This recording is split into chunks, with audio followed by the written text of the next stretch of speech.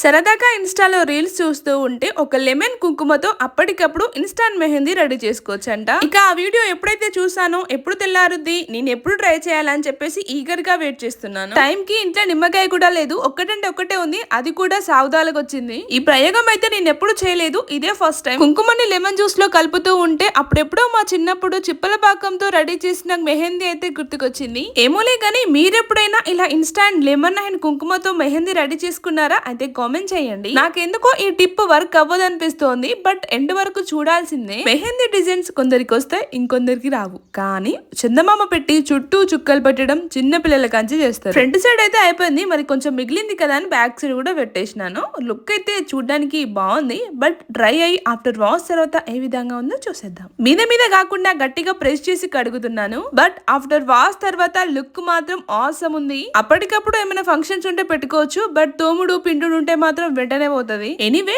వీడియోకి చిన్న లైక్ ఇవ్వండి. బాయ్.